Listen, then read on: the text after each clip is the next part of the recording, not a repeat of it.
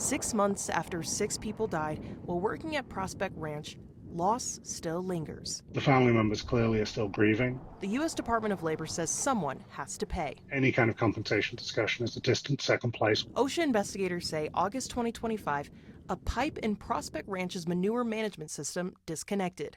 Employees of the dairy farm and Fisk Electric attempted to stop the flow of manure water and hydrogen sulfide gas coming from the pipe, but died in the process. I represent the surviving families of all 4 of the Fisk deceased. Sam Cannon has been working with impacted families since last fall.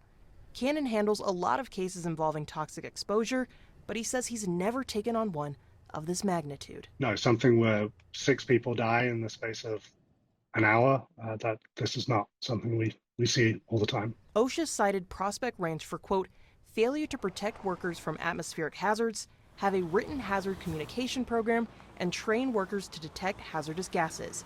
The company faces $132,000 in proposed penalties. The OSHA citations are very much in the form of failure to warn, failure to train, but that doesn't really get into the ultimate question of, why did a pipe break in a manure processing system? Fisk Incorporated and HD Building LLC are also facing fines, nearly $100,000 and $15,000 respectively. Cannon says 6 months after 6 people died, he's still advocating for more answers for families forever changed. Leave no stone unturned in trying to figure out exactly what happened and who is responsible for this tragedy.